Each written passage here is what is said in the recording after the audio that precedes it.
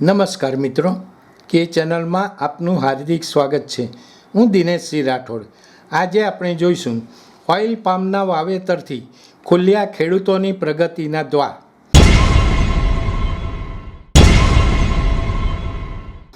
ભારતમાં ખાદ્ય તેલની માંગ દિન પ્રતિદિન સતત વધી રહી છે. આ માંગને પહોંચી વળવા માટે ભારતે અન્ય દેશો પાસેથી મોટા પ્રમાણમાં ખાદ્ય તેલની આયાત કરવી પડે છે, જેનાથી વિદેશી હુંડિયામણનો મોટો ખર્ચ થાય છે. ખાદ્ય તેલનું સ્થાનિક ઉત્પાદન વધારીને આ પડકારનો સામનો કરવા અને ખેડૂતોની આવકમાં વૃદ્ધિ કરાવવાના શુભ આશય સાથે વડાપ્રધાન નરેન્દ્રભાઈ મોદીએ વર્ષ 2021માં રાષ્ટ્રવ્યાપી national mission on edible oil palm અમલમાં મૂક્યું હતું. મુખ્યમંત્રી ભૂપેન્દ્રભાઈ પટેલના માર્ગદર્શન હેઠળ આજે ગુજરાત આ મિશનમાં એક અગ્રણી રાજ્ય તરીકે ઉભરી આવ્યું છે. ઓઇલ પામની ખેતીને પ્રોત્સાહન આપવા માટે national mission on edible oil palm હેઠળ ગુજરાતના 18 જિલ્લાનો સમાવેશ કરવામાં આવ્યો છે.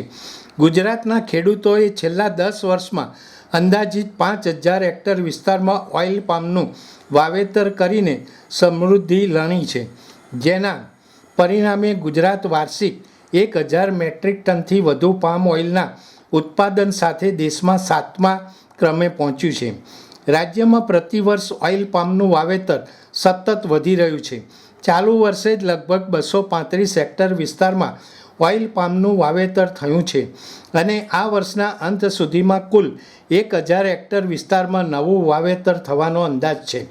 ઓઇલ પામની ખેતીને પ્રોત્સાહન આપવા ગુજરાતમાં national mission on edible oil પામના વિવિધ ઘટકો હેઠળ વર્ષ 2021થી અત્યાર સુધીમાં રાજ્યના ખેડૂતોને કુલ 112 લાખથી વધુની સહાય આપવામાં આવી છે, જેમાં પ્લાન્ટિંગ મટીરિયલ એટલે કે રોપા માટે રૂપિયા 18.5 લાખથી વધુ, 4 વર્ષના મેન્ટેનન્સ માટે રૂપિયા 23.7 લાખથી વધુ, આંતરપાક માટે રૂપિયા 17.8 લાખથી વધુ, બોરવેલ અથવા પંપ સેટ માટે 11.2 લાખથી વધુ તેમજ લણણીના સાધનો અને મિની ટ્રેક્ટરની ખરીદી માટે રૂપિયા 51 લાખથી વધુની સહાય આપવામાં આવી છે.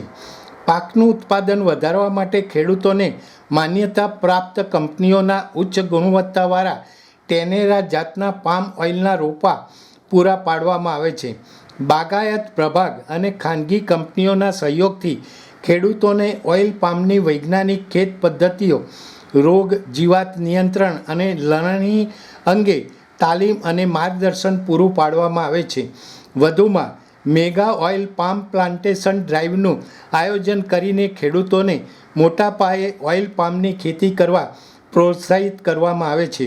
ખેડૂતો દ્વારા ઉત્પાદિત ઓઇલ પામના ફેરા, ફ્રૂટ બંચીસની ખરીદી ઓઇલ પામ સાથે સંકળાયેલી કંપની દ્વારા બાયબેક કરવામાં આવે છે અને તેના પોષણક્ષમ ભાવ આંતરરાષ્ટ્રીય બજાર ભાવ મુજબ ચૂકવવામાં આવે છે.